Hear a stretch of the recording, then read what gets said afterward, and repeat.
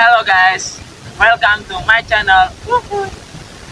Oh ya, hari ini saya akan cerita pengalaman saya ketemu dengan seorang youtuber yang merupakan seorang gadis cantik asal Brunei Darussalam yang bernama Indonesia.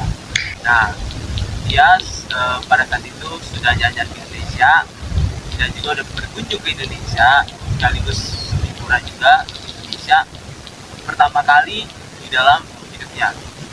Nah, dia kebetulan itu ke Indonesia itu pada saat bulan Oktober kemarin. Ya, Oktober 2022.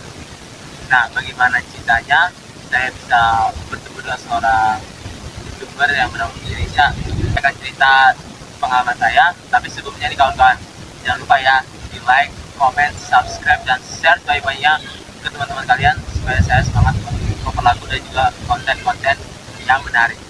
Oke, nah pasti banyak orang yang bertanya kayak gini, lu kok mau sih berteman dengan seorang gadis cantik asal Brunei Darussalam, youtuber pula lagi? Sebenarnya ada 3 alasan kuat kenapa saya harus berteman dengan seorang gadis cantik asal Brunei Darussalam yang merupakan seorang youtuber yang bernama Indonesia. Pertama, karena saya ingin memperkuat persaudaraan serumpun ya antara negara Indonesia dan dengan negara Brunei Darussalam. Biar kalian tahu ya, negara Indonesia itu serumpun dengan negara Malaysia, Singapura, dan juga terakhir adalah negara Brunei Darussalam. Mereka adalah satu rumpun yang ada di Asia Tenggara.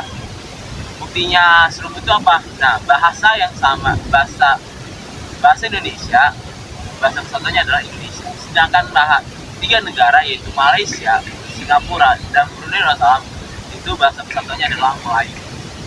Walaupun mereka walaupun Melayunya itu berbeda sedikit lah ya, akan tapi kita dalam satu rumpun gitu, dengan Indonesia gitu. Nah, itu alasan pertama.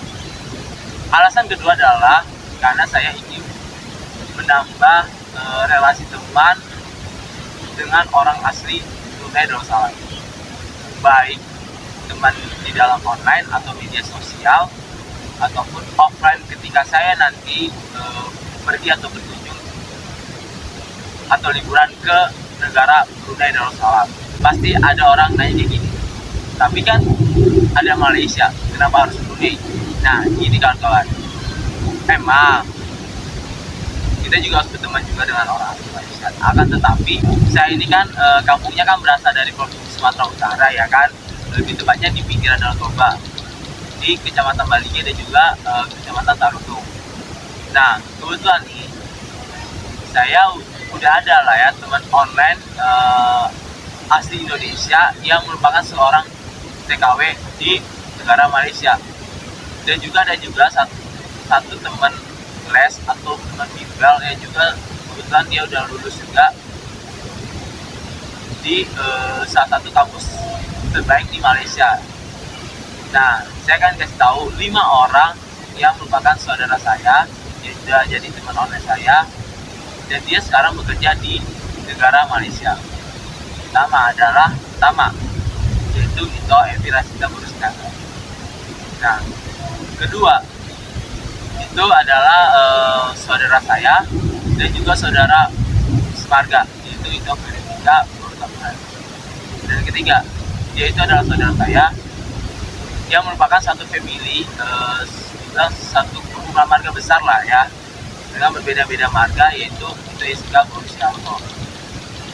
Keempat, itu adalah pariban saya, dan dia seorang asli dari Toba Samosir yang bernama pariban saya Sofian Boris ya. Dan terakhir adalah pariban saya juga, dan dia kebetulan tinggal di Tanjung Balai atau enggak di Asahan, yaitu pariban Helena Borusian. Kenapa dua-dua ini saya bilang pariban? Karena kebetulan mama saya adalah Borusian yang berasal dari Balige. Nah, dan kebetulan teman les atau teman bimbel saya yang kebetulan dia adalah yang udah lulus ya di kampus terbaik di Malaysia adalah Nabila Inisiasia. Dia kebetulan udah lulus di salah satu kampus terbaik di Malaysia, yaitu namanya UTM. atau namanya University Teknologi Malaysia ya. Itu setahu saya sih ya. Emang sih nggak dipungkiri juga ya, saya juga udah mulai ada teman juga gitu yang merupakan orang asli Malaysia, itu teman online. Dan kebetulan kalau nggak salah teman online itu ada 3 orang ya, kira-kira lah ya. Dan ketiga adalah karena saya ingin mempelajari bahasa Melayu yang ada di Brunei Darussalam.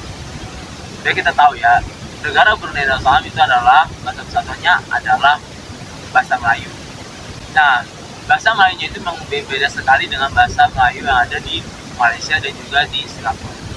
Begitu juga bahasa Melayunya Brunei itu beda juga dengan bahasa-bahasa Melayu yang ada di Pulau Sumatera, seperti Melayu Deli, Melayu Riau, Melayu Jambi, Melayu Palembang, Melayu Bengkulu, dan juga Melayu yang ada di Pulau Kalimantan, seperti Melayu Pontianak, Melayu Sambas, dan juga Melayu Mempawah. Nah, karena saya ingin belajar sekali bahasa Melayu Brunei gitu, dan juga saya juga ingin mempelajari budaya-budaya Melayu yang ada di negara Brunei Darussalam gitu.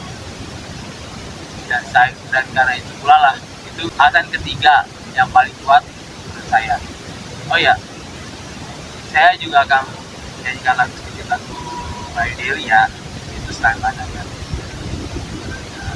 Lama sudah tidak kau ladang, tinggi rumput dari ilalang, lama tak kupandang, hati tak bimbang.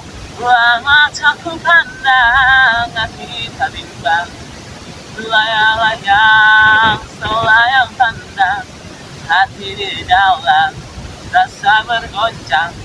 Janganlah ragu dan jangan bimbang, inilah lagu selayang pandang. Itu adalah 3 alasan kuat kenapa saya harus berhubungan dengan seseorang gadis cantik asal Brunei yang kebetulan dia seorang YouTuber yang bernama Indonesia. Nah, pasti orang akan bertanya kayak gini, lu gimana caranya bisa berteman dengan seorang gadis cantik asal Brunei Darussalam yang juga dia merupakan seorang YouTuber pula lagi? Nah, jadi saya akan cerita kayak gini. Di akhir ya 2021 itu ya, sampai sekarang ya, saya kan masih, saya jujur ya, saya kan merupakan pencinta timnas Indonesia, lebih tepatnya timnas sepak bola Indonesia, dari akhir 2021 sampai sekarang. Nah, kenapa saya cinta dengan timnas sepak bola Indonesia? Karena Coach Theo. Jujur, ini pelatih yang sangat berani dan juga sangat hebat ya. Dia sangat berani memotong satu generasi pemain, atau juga satu generasi squad lah ya, dengan pemain-pemain yang rata-rata dibilang usianya 23 tahun lah ya. Dia berani banget, dan dia kalau nggak salah memotongnya itu sekitar 60 atau 70% lah squad-squadnya, dan juga menyisakan 30 atau 40 pemain yang berusia 25 tahun ke atas. Dan belum juga taktik-taktiknya yang sangat oke, dan juga permainannya juga sangat enak dilihat. Pasti orang nanya kayak gini, tapi kan dia nggak pernah juara AFF, dan bahkan sempat gagal loh untuk lolos final, dan juga dia nggak pernah juara SEA Games di kawan-kawan. Memang dia belum pernah mencetak prestasi sama sekali yang bentuk trofi. Tapi ingat kawan-kawan, Indonesia harus menunggu 15 tahun loh untuk lolos Piala Asia lagi. Dan lolos itu lewat jalur apa? Jalur kualifikasi pula lagi. Jalur kualifikasi lawannya tuan rumah lagi, yang sangat dibilang ya dibilang negara paling kuat lah itu, Kuwait sama Jordania. Tapi apa? Kita alhamdulillah lolos. Dan dengan status runner up terbaik lagi di kualifikasi Piala Asia, dan kita menjadi peserta Piala Asia di tahun depan di Qatar gitu. Walaupun emang kita nggak juara, bahkan kita gagal ya kan, sudah kita gagal, tapi kita harus apresiasi Coach Sinteyong kan, membawa Indonesia ke Piala Asia itu sebuah harga mahal ya kan.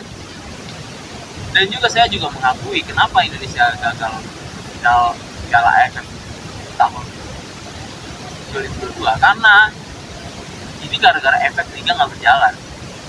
Iya, Liga Indonesia nggak berjalan 2-3 bulan, wajar lah, chemistry pemain nggak ada, mau dia main lagi. Dan itu juga saya maklumin gitu, bukan berarti kita nggak boleh ngejudge mereka gitu, mereka udah berjuang upaya kan gitu.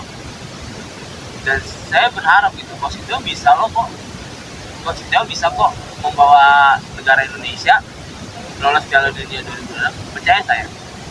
Karena apa? Karena mungkin karena semangat pemainnya Indonesia di kualifikasi Piala Asia dengan AFF itu beda banget gitu. Dan untuk membangun sebuah tim sepak bola itu nggak gampang. Itu harus benar-benar proses step by step. Bahkan biar kalian tahu ya, Vietnam aja dengan pelatih kalau nggak salah ya Pak Hang-seo itu, dia nggak salah dari 2013 sampai sekarang loh, dia bisa membawa negara Vietnam hampir loh, dia tembus ke lolos ke putaran ketiga kualifikasi Piala Dunia 2022 kemarin. Jadi kita nggak usah kecil hati. Ini kan gini loh, yang penting step by step aja. Uang itu nggak gampang itu. Karena juga harus dari suara ke klub dan juga dari tim. Nah, dari situ akan aku suka dengan pelatih Coach Sinteyong, dan juga dia juga berhasil loh membawa Indonesia, khususnya Indonesia U20 lolos ke lolos kualifikasi Piala Asia U20.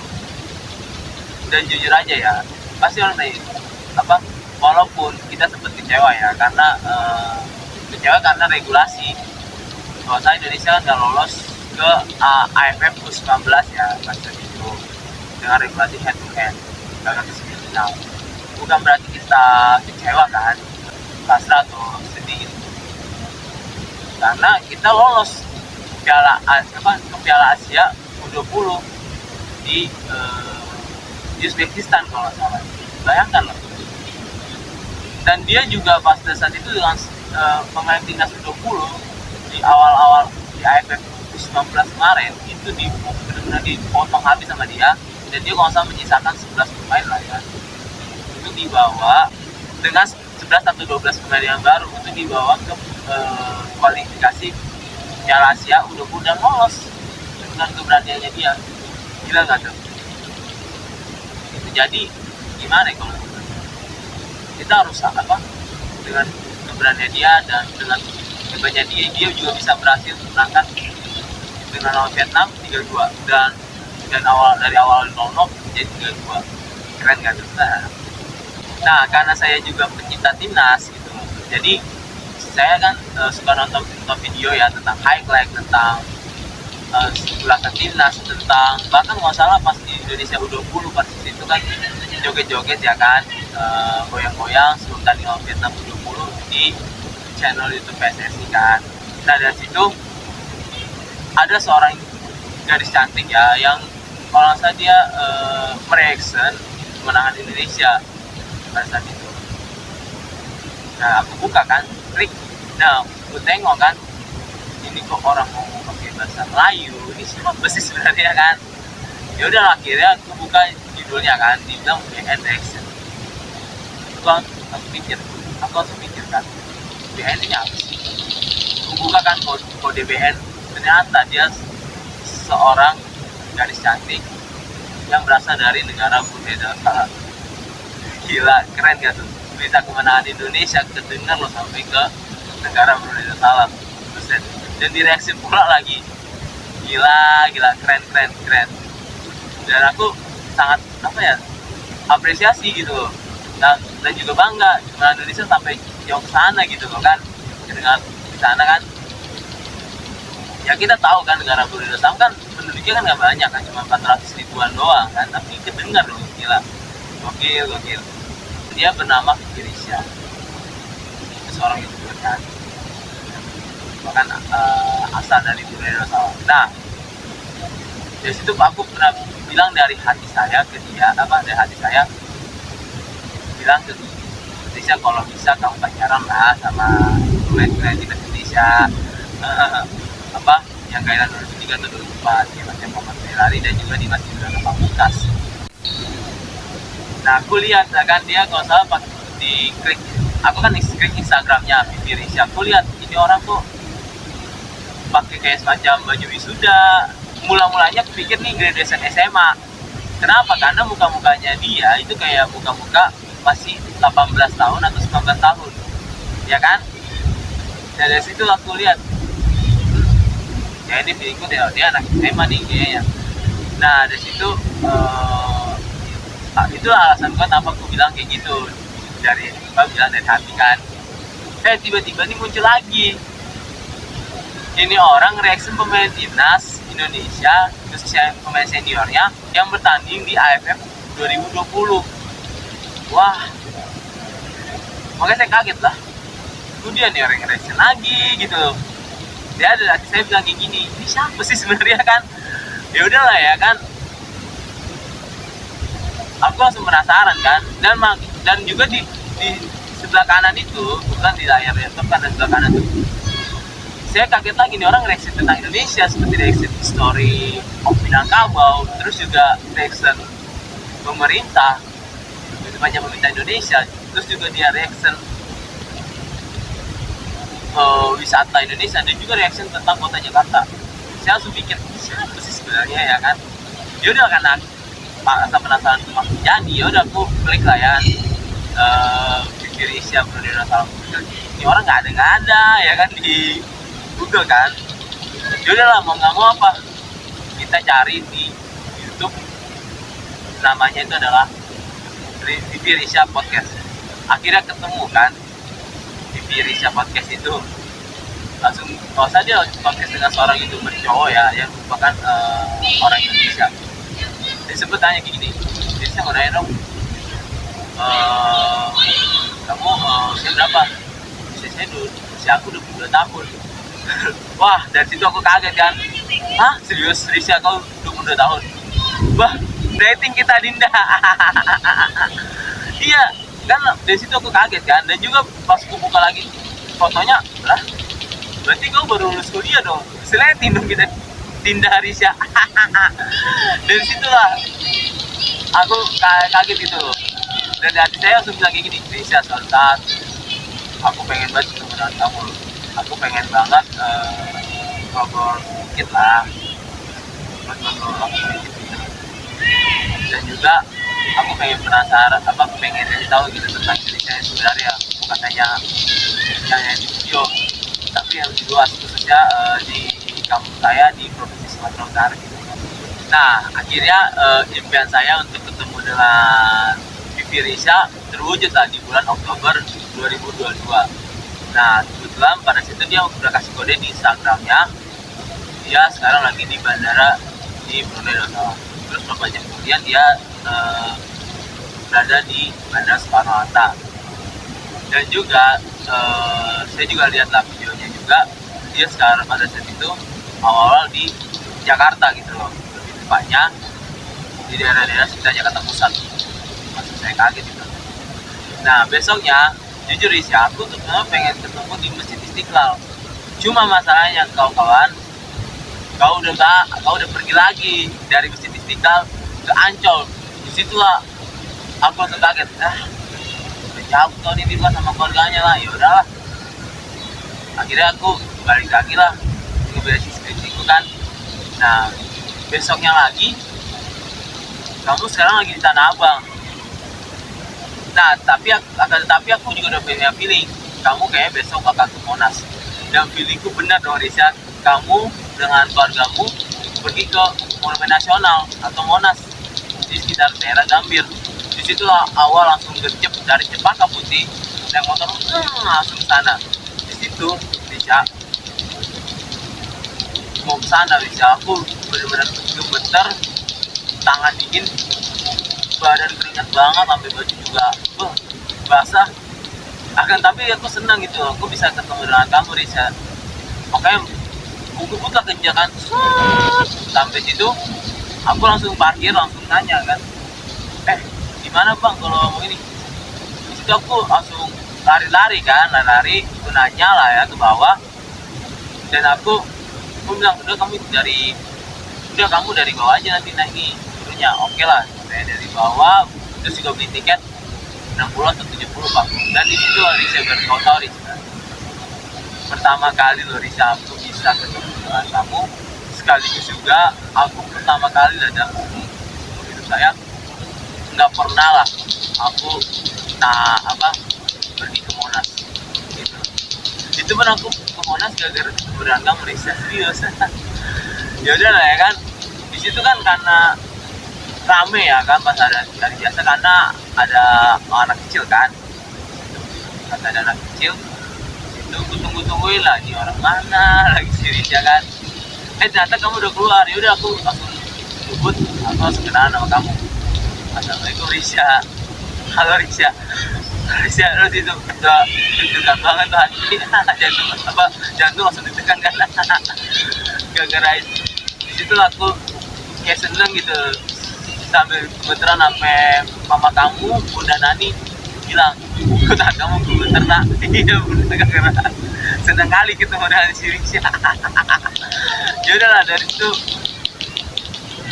ngobrol-ngobrol sedikit, terus juga foto bareng juga pertama kali. Dan juga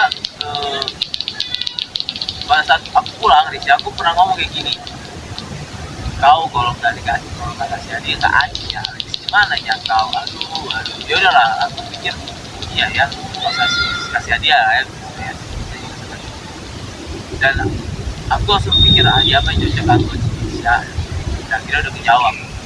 Hadiah cocok buat Risha dan juga keluarganya adalah sebuah aksesoris kepala ikan dari Batok Toba yang bernama short topi dan short tali.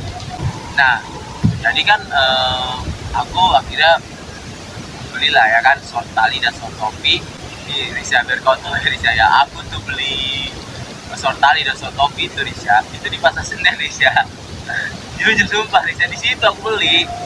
Nah, soalnya di situ banyak saudara-saudaraku ya kan yang jualan di sana kan.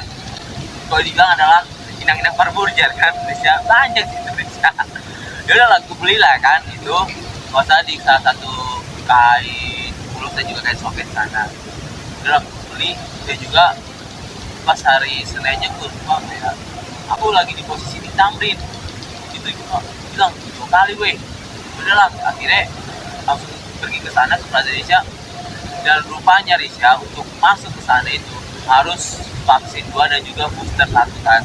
Dan jujur aja Risha, aku nggak sama sekali belum vaksin 2 dan vaksin booster. Udah dari hatiku bilang, alam aja, udahlah cabut aja lah kita ya. Nah besoknya Risha, kamu udah kasih kode kamu bakal mau ke Bandung kan. Di situ aku langsung gercep Risha, dari daerah rumahku Risha ke Gambir itu buku pun 1 motor kan. Contohnya kau udah pergi duluan, udah masuk itu kan, udah masuk kereta kan. Di situ langsung kaget ya, udah pergi kau nih pas sama keluarganya ya kan. Udahlah aku pulang aja lah kan, daripada repot Ustaz kan. Udahlah pulang kan. Udahlah aku tungguin lah ya 2 hari itu. Akhirnya pada saat Kamis atau Jumat lah itu dari kode kau bakal pulang dari Bandung ke Jakarta. Itu aku tungguin juga lah kau dan keluargamu, dan juga sambil baca-baca majalah dan juga lihat postingan Instagram ya, seperti Minang Kocak, Medan Talk, dan juga Facebook Pusat lah, dan juga tentang sepak bola ya kan. Nah, akhirnya jam 3 lah aku langsung kasih hadiahnya kan. Tapi sebelum kasih hadiah aku minta gini sama kamu, dan nanti dia bilang kayak gini, udah nanya dulu lah, udah balik dari ini kapan? Udah ujung bulan. Oh berarti akhir bulan lah ya. Ya udahlah, udah saya soalnya kasih ini ada hadiah dan souvenir oleh-oleh ya untuk udah tuh bisa jadi kontrol. Dan akhirnya kamu mau lagi gitu bisa menerima hadiah itu. Oke, senang gitu kan. Nah kan kita kan udah 2 kali ketemu dengan kamu Risha, pertama di Monas dan juga kedua di Beber Kotor Risha. Kita tuh sebelum udah bisa ketemu 3 kali loh di Pasar Senen. Serius sumpah aku, sumpah. Soalnya pas di hari yang sama aku disuruh mamaku kan ke beli semacam minuman gitu, minuman khas orang Siantar kan, atau matang Siantar gitu loh. Nama minumnya Pecah Bada kan, di sana dan itu kan pasar distribusinya di situ kan. Nah, pas aku beli itu, pas malam aku buka HP, ternyata kau di pasar Senen itu. Saya kaget lah. Saya, kenapa nggak ketemu lagi? Kalau ketemu kan bisa 3 kali gitu loh. Iya Risya, sumpah sumpah aku ketemu kamu bareng itu di pasar Senen loh. Aduh hampir loh sumpah Risya.